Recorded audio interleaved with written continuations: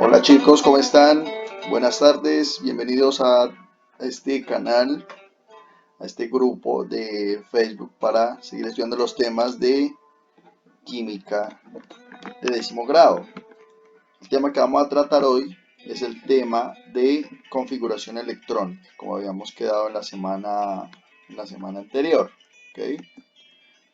Recordemos entonces, el modelo de Bohr, eh, que era el modelo anteriormente aceptado al actual, permitió evidenciar que existía una relación entre las líneas espectrales que emitían ciertos elementos químicos cuando eran quemados o también cuando eran excitados a través de corrientes eléctricas, ¿cierto? Y esas líneas coincidían justamente con los cálculos que hizo Niels Bohr para niveles energéticos al interior de cada átomo. El montaje se hizo a través de un experimento, como nosotros ya lo habíamos visto, una lámpara, en este caso eléctrica, que estaba llena del elemento que queremos estudiar, se excitaba a través de una corriente eléctrica. La luz se descompone a través de un prisma y el prisma entonces, eso genera, la proyección genera unas líneas espectrales que eran propias para cada átomo. Excelente, el modelo de Bohr genial, la explicación era muy buena, pero solo funcionaba para el átomo de hidrógeno. Y adicionalmente, cuando se hace a esta descomposición lumínica digamos, de la luz emitida por los distintos elementos, se le hacía procesos de experimentación magnética. Cada una de estas líneas se dividían en unas líneas más pequeñas, fíjense ustedes. Entonces había cosas que ocurrían en la naturaleza que el modelo de Bohr era incapaz de estudiar. Esas subdivisiones se conocen como efecto Zeeman por el científico que las estudió, ¿cierto? Y ahí hay una recreación de cómo se ve eso en la vida real, cómo nosotros lo simbolizamos. Ustedes pueden ver aquí en la gráfica, entonces aparecen lo que nosotros vemos, los espectros dividiéndose, y es porque cada nivel de energía por dentro tiene unos subniveles. Por ejemplo, aquí vemos en el nivel 1 subnivel S, pero vemos también que en el nivel 2 hay un subnivel que se llama P, y ese subnivel tiene 3 orbitales, fíjense, además de todo. Entonces hay unas divisiones adicionales que el modelo de Bohr era incapaz de explicar. Aparece entonces el modelo de Schrödinger, y aquí, como podemos ver, ya están las huellas dactilares de cada uno de los elementos. Sus distintos espectros de emisión no concuerdan, fíjense ustedes, no concuerdan unas con otras, ¿sí? Entonces eso muestra pues que las particularidades intrínsecas de cada elemento repercuten en cómo se expresa ese espectro de emisión. Y Schrödinger lo que hace es, apoyándose en los desarrollos físicos y matemáticos de muchos otros científicos, él propone un modelo de distribución probabilística de los electrones al interior del átomo. Entonces, ¿qué dice él? Sí ocupan un nivel, pero el nivel no es una órbita, como el modelo de Bohr plantea, sino es una región tridimensional en donde yo tengo mayor o menor probabilidad de encontrar determinado electrón, ¿vale? ¿Qué incluye el modelo de Schrödinger? Él es un modelo más fino, más acabado, y él dice, el nivel tiene subniveles. Los subniveles están compuestos por orbitales, que son la orientación espacial, pues, de las distintas formas en las cuales se pueden acomodar los electrones dentro de un átomo, y además incluye el número de spin, ¿cierto? Ya habíamos visto que el spin era el giro que tenía un electrón en el sentido de las manecillas de reloj, o en el sentido contrario. Y entonces nosotros teníamos la presencia de unos subniveles energéticos hasta el subnivel F. Habíamos visto que los subniveles podían extenderse hasta el infinito, matemáticamente. En la realidad no hay suficientes electrones en un átomo, incluso en el más grande, para poder llenar los subniveles después del G. Ni siquiera el G se lo puede empezar a llenar, fíjense ustedes. Entonces, ese modelo de Schrödinger, como yo les decía, realiza unas predicciones matemáticas que después fueron comprobadas cuando empiezan a hacer las experimentaciones al interior de cada átomo. Ustedes pueden ver los subniveles S, ¿sí? Que son esféricos. Nosotros los representamos a través de unos símbolos que son para nosotros más fáciles de comprender. Y además del subnivel S, pues hay otros subniveles. Está en el subnivel P, caracterizado por 3 orbitales, el subnivel D, caracterizado por 5 orbitales, y el subnivel F, caracterizado por 7 orbitales, lo que vimos la semana pasada. Bueno, entonces el asunto se ve muy favorable, muy fácil, ¿cierto? Entonces, si usted ve un átomo de hidrógeno, el átomo de hidrógeno usted lo puede hacer que el único electrón del átomo de hidrógeno se excite y él empieza a ocupar estas posiciones. Si salta del nivel 1 al nivel 2, vemos que en el nivel 2 puede ocupar dos subniveles distintos con sus distintos orbitales. Si salta al 3 ya son tres subniveles distintos, uno con un orbital, P con 3 y D con 5. Y si va al cuarto nivel, pues ya encontraremos incluso los orbitales del subnivel F, que son 7. O sea, está sencillo, fácil. Pero díganme si no, en química, cuando las cosas parecen fáciles es porque algo raro está ocurriendo. Se ve sospechoso, efectivamente. Eso era para el átomo de hidrógeno, por eso yo les decía, el átomo de hidrógeno, según el modelo de Bohr, era una maravilla, pero cuando quiso Bohr explicar otros átomos, esos otros átomos ya no cumplían con las normas de Bohr. Fíjese lo que pasaba, por ejemplo, en el caso de un átomo distinto. Los subniveles de distintos niveles de energía se solapan entre sí. Fíjense usted, después de 3P debería seguir 3D. Falso. En la vida real, después de 3P se empieza a llenar el subnivel S del siguiente nivel de energía, ¿cierto? En este caso de aquí, después de 4P debería seguir 4D. Falso. En la vida real, antes de que se llene 4D, se empieza a llenar 5S. El asunto se volvió un poco más complicado. Entonces, ¿ustedes creían, ya eran felices de que el tema de los números cuánticos se había acabado? Falso. Están errados. Vaya sorpresa negativa. Les toca entonces ahorita estudiar lo de la configuración electrónica. Pero no se asusten, el asunto no es tan complicado. Vamos a revisarlo con detenimiento. Quiero que ustedes se fijen en este gráfico. Este gráfico da la clave. En tiempos antiguos se hablaba de que el estudiante se debía aprender de memoria eso. Hoy no sirve. Justamente todas estas ayudas gráficas sirven para evitar que usted gaste su memoria en recordar esto. Si hay alguna evaluación, si hay algún taller, yo les voy a suministrar esta información, ¿sí? Este cuadro. Lo que yo necesito es que ustedes aprendan a cómo usar ese gráfico, ¿vale? Eso es lo más importante. Entonces, la configuración electrónica digamos, para mí, gira en torno a lo que representa este diagrama de Moller, que también se conoce como diagrama de Pauling, o también se conoce como diagrama de Aufbau. Este concepto es un concepto alemán que significa construcción. Entonces, ¿qué me está indicando él? Mire, si usted lo mira con detenimiento, aquí está el primer nivel de energía. Solo tiene un subnivel.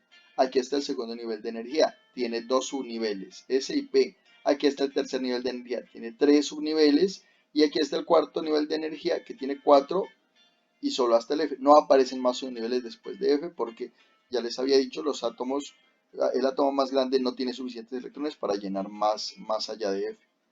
Sencillamente esto, mi gráfico me está indicando. Usted arranca a llenar desde acá, es como una lluvia que cae oblicua desde la derecha hacia la izquierda. Empieza con 1S2, luego con 2S2, luego con 2P6, pasa a 3S2, luego pasa a 3P6, 4S2, luego pasa a 3D10, 4P6, 5S2 y así hasta terminar. El gráfico es muy sencillo, entonces no va a haber ningún problema. Hay unas normas, hay unas reglas para hacerlo y eso es lo que necesito que ustedes entiendan.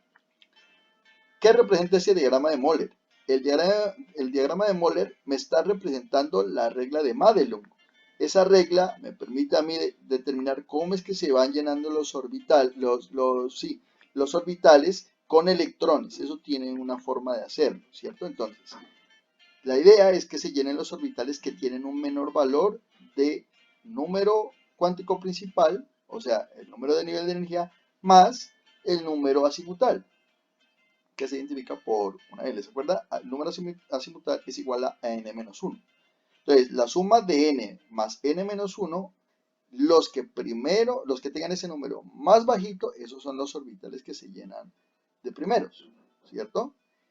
¿Qué pasa entonces? En este caso, entonces, Cuando a veces puede ocurrir que hayan dos orbitales que tienen la misma sumatoria n más L.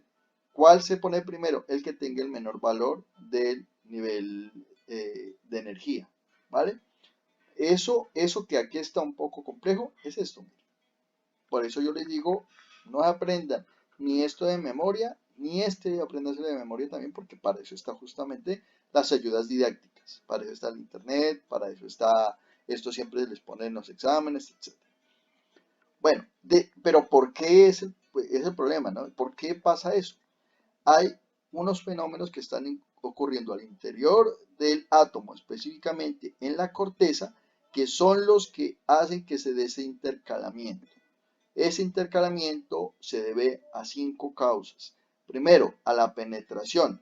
¿Qué significa penetración? ¿Qué tan adentro está un orbital dentro del átomo? Entre más adentro, o sea, más cercano al núcleo, lógicamente esos electrones de ese orbital están más ligados con mayor fuerza a ese núcleo.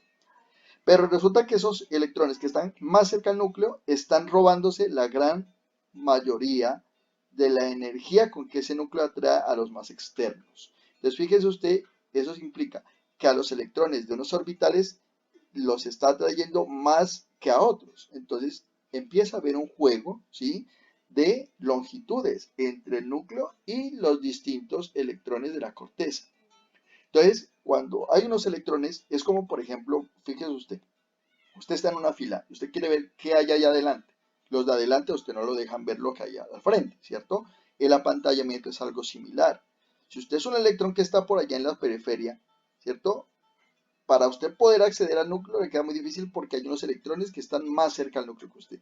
A ellos el núcleo los está atrayendo con mayor fuerza, por eso ellos están más cerca. Usted y su orbital se quedan, por ende, más lejos. Y eso entonces es lo que está haciendo que se intercalen los orbitales, ¿cierto? Penetración y apantallamiento. Pero hay otro problema y es que hay una fuerza que también repele esas cargas eléctricas negativas de los orbitales. Recordemos la teoría electromagnética, dice cargas del mismo signo se separan. Entonces mire que también entran a jugar esas tres fuerzas de forma dinámica. Esto se puede calcular, esto tiene un sustento matemático que no lo estudiamos nosotros, eso se estudia a nivel de pregrado, entonces vamos a dejarlo desde esa perspectiva teórica. Y vamos a pasar a mirar cómo ya es el proceso de desarrollo de la configuración electrónica, que tiene tres principios fundamentales. Desde la teoría, entonces usted va a seguir, digamos, tiene unos corolarios y tiene que seguirlos siempre, no olvidarlos. El primero es el principio de exclusión de Pauli. Wolfgang Pauli era un científico que él trabajó bastante, premio Nobel también, ¿no?, en dilucidar la estructura cuántica del átomo, ¿cierto? Y él estableció el siguiente corolario: no pueden existir en un mismo átomo dos electrones con los 4 números cuánticos idénticos, ¿cierto? Vamos a ver un ejemplo a continuación. ¿A qué hace referencia ese principio de exclusión de Pauli? No pueden existir en un átomo, recuerden, ¿no? Pues dos átomos distintos sí se puede, pero en un solo átomo no pueden haber dos electrones con 4 números cuánticos iguales. ¿Por qué digo dos electrones? Porque recuerde que en un solo orbital usted puede tener un máximo de 2 electrones. La regla de Hahn es bastante conocida y también se le llama regla de la máxima multiplicidad. ¿Qué dice esta regla? Que en un subnivel que tenga varios orbitales, entonces, cuando esos orbitales no están llenos, lo más estable o más eficiente, digamos, para llenar esos orbitales es que haya un electrón en cada uno de esos orbitales y que y que los espines de todos esos electrones sean paralelos, o sea, que todos estén orientados en el mismo sentido, ¿sí? O sea, tengan el mismo giro, ¿cierto? O tengan la misma dirección de flecha. ¿Se acuerdan que veíamos en la clase pasada que un electrón, para simbolizarlo más fácil, lo dibujábamos como una flecha hacia arriba o hacia abajo? Y el último principio es el principio de construcción o Aufbau. Ese principio está diciendo, más o menos hace una analogía, dice: en las estrellas, los átomos se van construyendo desde el más sencillo hasta los más complejos, sumando al núcleo de un protón en un protón. Así como se forman los núcleos de los átomos, así también deben formarse las cortezas de esos átomos. O sea, usted va a ir sumando de un electrón en un electrón, comenzando desde el nivel de energía más bajo y respetando los niveles de energía de esos orbitales de llenado. ¿Sí? Se ve muy complejo. De pronto ustedes dirán, no, este profesor está hablando una cosa supremamente rara, extraña, difícil de comprender, pero cuando veamos cómo se realiza se darán cuenta que es muy sencillo. Entonces, ¿cómo represento esa estructura electrónica? Hay dos vías. La primera es la configuración electrónica. ¿A qué apela la configuración electrónica? Sencillamente a utilizar los dos números cuánticos principales, que son el nivel de energía y la letra, el subnivel de energía, ¿cierto? Y un superíndice. ¿Qué me está indicando ese superíndice? ¿Cuántos electrones hay en ese subnivel? ¿Vale? Esa es la configuración electrónica. Pero a veces es bueno esa configuración graficarla. Cuando usted ya maneja el tema, usted ya solo trabaja configuración electrónica. Pero cuando usted lo está aprendiendo, necesita visualizarla. ¿Cómo la visualiza? A través de un diagrama de cajas y flechas. ¿Vale? Entonces, ¿qué representa el orbital? Al orbital está representando una caja. El subnivel S solo tiene un orbital. Entonces, ese orbital es una cajita. Y como solo hay un electrón, ese electrón se pone pues en este caso se ha puesto arbitrariamente con el spin en el sentido positivo, ¿cierto? Puede ser también en el sentido negativo. De hecho, estadísticamente, como es, la distribución del spin electrónico es aleatoria, la mitad deben estar girando en sentido positivo y la otra mitad en negativo. Pero por convención, generalmente cuando están solos siempre se los pone en ese sentido positivo. Ejemplos de las reglas de Pauli. Entonces, por ejemplo, según Wolfgang Pauli, ¿cierto? Los dos electrones de un átomo no pueden compartir los mismos números cuánticos. Entonces, hagamos este ejercicio. Miremos estos electrones que están aquí. Son tres ejemplos. Este es el ejemplo 1, el ejemplo 2 y el ejemplo 3. En el ejemplo 1, calculemos los tres primeros números cuánticos. El primer número cuántico de ellos es 1. El segundo número cuántico, que es el azimutal, es n-1. ¿Cuánto da n-1? 1 menos 1 da 0. Entonces, primer número cuántico 1, segundo número cuántico 0. Tercer número cuántico magnético es también 0. Entonces, para estos tres orbitales, los números cuánticos serán 1, 0, 0. O sea, hasta ahí todos los electrones son iguales, ¿cierto? ¿Qué pasa con el cuarto número cuántico? Fíjense ustedes que en estos dos electrones, el cuarto número cuántico es más un medio. Los dos. Esto no puede pasar en la vida real. Para estos dos, los dos números cuánticos son menos un medio, ¿cierto?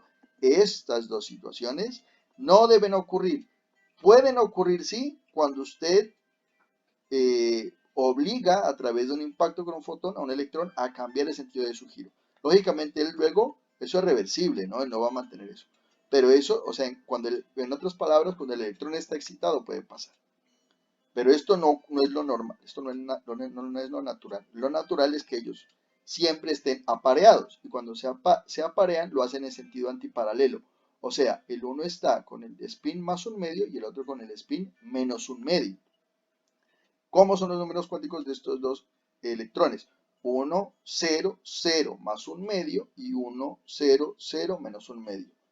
Conclusión, los dos electrones de un átomo, así estén en el mismo orbital, nunca podrán tener los cuatro números cuánticos idénticos. Esta es la regla de Hunt. ¿Qué me dice esa regla de Hunt? Miren, aquí tenemos dos casos nuevamente. Tenemos aquí en el subnivel P del nivel 2, o sea, en 2P, entonces este es el subnivel. En ese subnivel solo hay dos electrones. Ese átomo solo tiene dos electrones ahí. ¿Cómo llenan los orbitales? Entonces, una de las alternativas es que llene, así como según el ejercicio anterior, que se llene uno de los orbitales de los tres que hay en ese subnivel, se llena uno solo con los electrones en el sentido antiparalelo. Mal, ¿cierto? ¿Qué dice? No, hombre, como hay suficiente espacio, pues coja uno un orbital y el otro coge el otro, pero lo hace en el sentido antiparalelo. Falso. La opción correcta es que ellos van a la multiplicidad de orbitales, o sea, ellos van a ocupar la mayor cantidad de orbitales posible. ¿cierto? Pero todos lo van a hacer con el mismo giro. O sea, todos van a hacerlo en sentido paralelo. Si hacemos una analogía, es como usted, por ejemplo, en su casa. Si usted tiene hermanos, usted se dará cuenta que cada uno coge una habitación, no es que se van a ir a meter todos en la misma habitación. Pero conforme aumente el número de hermanos, pues ahí ya toca hacerse grupitos para meterse en cada habitación. Es lo mismo, mientras ellos estén solitos y haya suficiente espacio, ellos van a habitar un orbital solitos, ¿cierto? Eso es lo que ellos pretenden. Pero cuando empiezan a aparecer nuevos electrones, entonces ya se empiezan a parear en sentido antiparalelo. Listo, entonces vamos a realizar un ejercicio. Y para eso encontré un link bastante interesante, me llamó mucho la atención. Yo se los voy a subir a la página al grupo de WhatsApp, de Facebook, porque me pareció muy chévere, ¿cierto? Hace una analogía bastante interesante. Vamos a empezar con el átomo de hidrógeno. Entonces, mire, que él me va a mostrar, ¿sí? Él va a mostrar cómo es el proceso de configuración electrónica con cajas y flechas, pero me está haciendo también la demostración gráfica de cómo se ve eso, entonces, utilizando ya los orbitales. El helio tiene un número atómico de 2. ¿Qué significa eso? Que él tiene 2 electrones, ¿cierto? Recordemos que en el primer nivel de energía solamente hay un subnivel y ese subnivel solo es un orbital. ¿Cuántos electrones caben máximo en un orbital? Pues 2. Eso significa que el helio solamente requiere el subnivel S del nivel de energía 1 y el subnivel S solo tiene un orbital. O sea, ese subnivel constituye un orbital en sí mismo. ¿Cuántos electrones tiene ese helio? Helio tendrá 1 y me lo marca. Mire, la configuración electrónica ya lo va marcando. ¿Está bien? Todavía no, porque el helio tiene un número atómico de 2. Mírelos. Y ellos se han adicionado en sentido antiparalelo. Done. Ok, let's try another one. Dice, o sea, está muy bien hecho el ejercicio, vamos a hacer otro. ¿Listo? ¿Qué pasa con el carbono? ¿Cierto? El carbono, él tiene 6 electrones. Vamos a hacerlo primero, entonces. Primer nivel de energía. Entonces, el primer nivel de energía solo hay un subnivel, ¿se acuerda? Número cuántico principal, 1, nivel 1. Número cuántico azimutal, n-1, que es 0, ¿cierto? Entonces, para calcular el magnético de 0 no se puede porque es un solo orbital. Entonces, él va a tener un subnivel S, ¿ok? Ahí hay 2 electrones. 1, 2. ¿Cuántos faltan? Faltan 4. ¿Ok? Entonces, ¿qué va a pasar? Que aparece un segundo nivel de energía.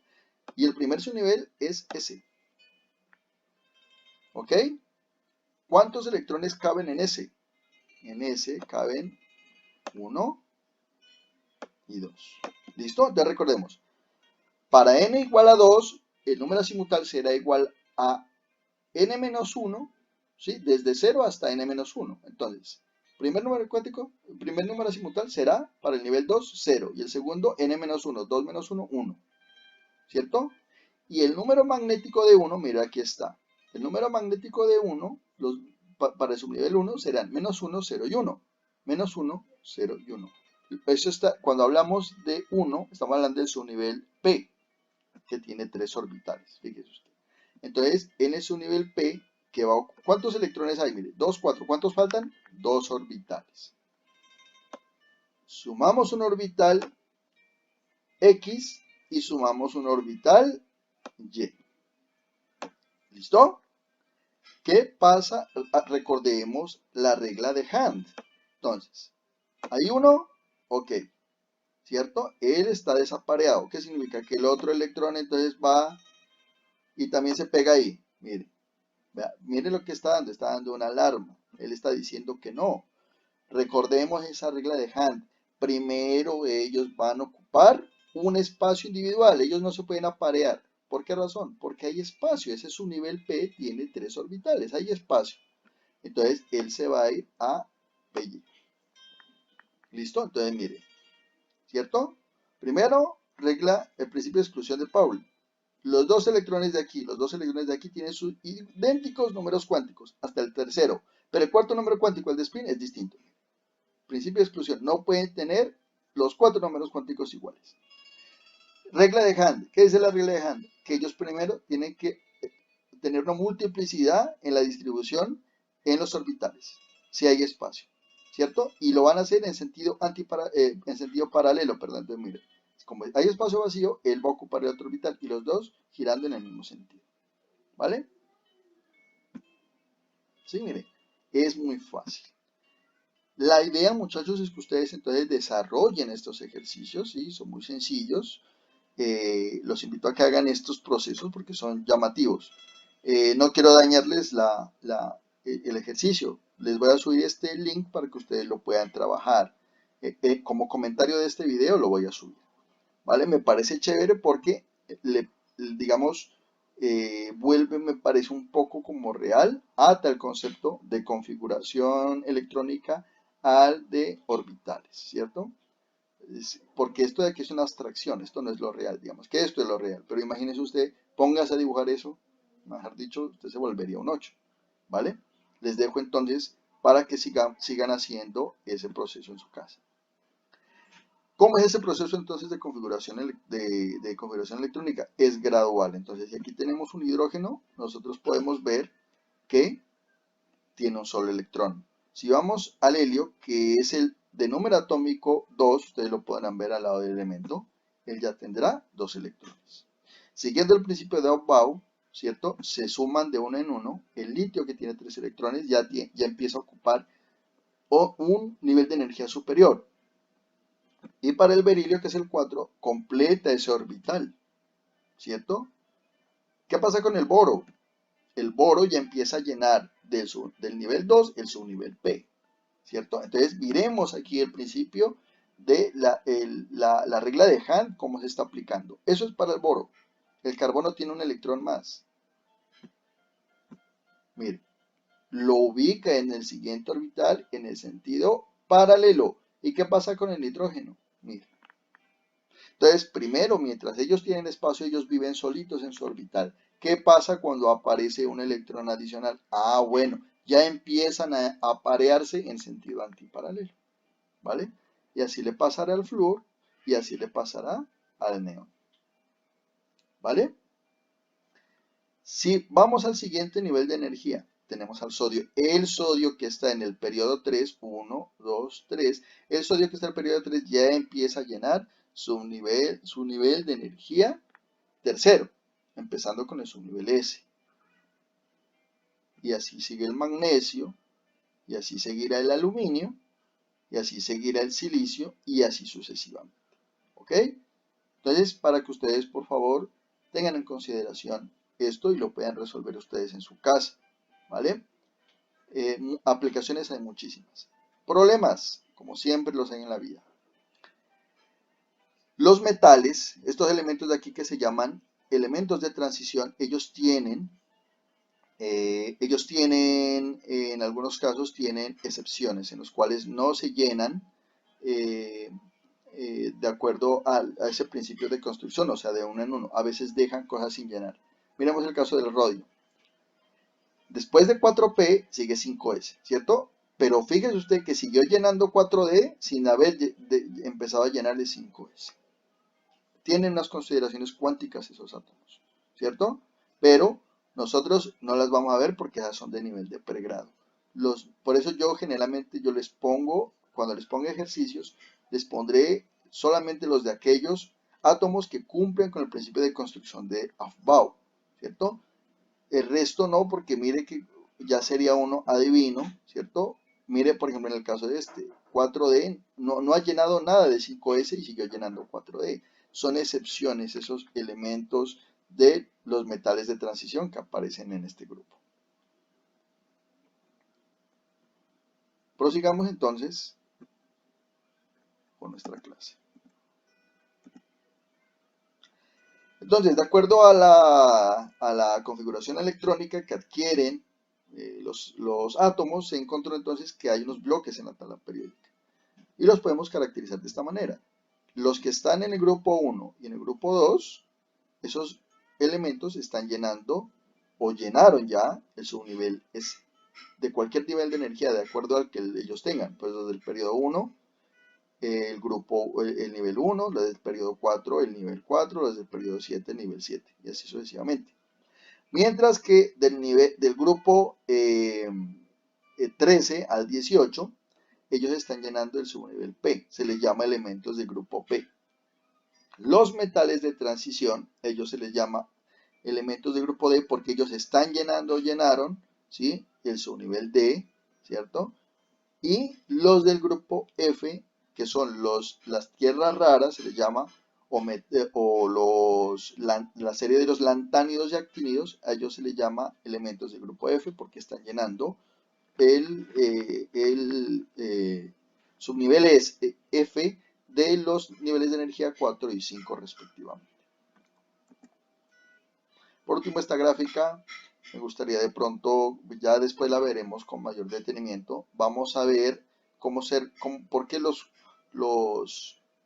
grupos de la tabla periódica, o sea las columnas, porque esos grupos tienen ciertas características comunes, y es por la siguiente razón. Miren ustedes. Si ustedes se fijan, la configuración electrónica de hidrógeno es S1. Su último electrón, que es el que va a reaccionar químicamente, está en la ubicación S, ¿cierto? Si usted mira el litio, que es el elemento que sigue inmediatamente en la columna, él tiene la misma configuración, S1, pero del nivel 2. Y si usted se fija en el sodio, él tiene la misma configuración, pero en el nivel 3, 3S1. Y el rubidio tiene la misma configuración, pero del nivel de energía 5, ¿cierto? ¿Qué significa eso? Que ellos todos van a tener unas características químicas similares porque ellos siempre tienen un electrón en el último nivel de energía. Y miren estos de acá, pasa lo mismo. El berilio tiene los dos últimos electrones que están en el nivel 2 son 2. O sea, los electrones de valencia del son S2. Los del magnesio son S2. Los del calcio son S2. Lógicamente el átomo es más grande, pero por fuera son iguales estos, si se dan cuenta. Entonces por ello reaccionan de una manera similar. Miremos acá, en el lado derecho de la tabla periódica, que eso también se respeta. Mire aquí en el caso, por ejemplo, del helio. Bueno, aquí hay una excepción, ¿cierto? S2. Aquí es S2 y 2P6, ¿cierto? Esa es una excepción. Realmente en muchas tablas periódicas ese hidrógeno lo grafican es en el grupo 2, a veces, ¿cierto? Acá por lo que se lo ubica en el mismo grupo químico que es el de los gases nobles. Miremos por ejemplo aquí, bueno, 2S2, 2P6, 3S2, 3P6, 4S2, 4P6. ¿Qué significa eso? Todos estos átomos tienen 8 electrones de valencia, 8 electrones muy externos. Mira aquí en el caso de F, 2P5. ¿Qué pasa con cloro? Está en el nivel 3, llena hasta el nivel 3, 3P5. Bromo, está en el periodo 4, tiene hasta el nivel 4, 4P5, y así sucesivamente. Entonces, por eso ellos se comportan de forma similar. La física cuántica dio la explicación por qué había una periodicidad de las propiedades químicas en la tabla periódica de los elementos. ¿Ok? Entonces, yo sé que en el tema pasado fue muy complejo. Yo espero que digan, bueno, el tema ya quedó en el pasado, esto está más trabajable, esto realmente tiene mayor impacto, sale en las pruebas a ver, entonces hay que ponerle mucho cuidado, configuración electrónica siempre. Yo vi que había unos resultados, la verdad, un poco desastrosos en el Kahoot de la semana pasada, pues espero que para el taller que les voy a dejar esta semana, ¿sí?, sobre configuración electrónica, les tengan digamos, calificaciones mejores. Pero que lo importante no es la nota, de todas maneras lo importante es más el aprendizaje. Y pues les hago el llamado de atención para que por favor se pongan a estudiar, sobre todo los que están en promoción, muchachos. Ojo que ya estamos cerca al momento de empezar a sacar notas, entonces por favor pongan mucha atención, ¿sí? Concientícense a aquellos que están en promoción y no están cumpliendo con las labores que se les han asignado. ¿sí? Y si tienen alguna dificultad, por favor, se comunican por los canales que ustedes ya saben. Ha sido un gusto estar con ustedes. Si tienen alguna inquietud, no duden, me escriben. Hay varios que me han escrito, me mandan, me piden asesoría, van pidiendo asesoría en el desarrollo de las actividades. Eso está muy bien, ¿vale? Espero que sigan en esa dinámica. Entonces, les mando un abrazo a todos, que ojalá estén bien en compañía de sus familias y nos veremos en una próxima oportunidad. Que estén muy bien.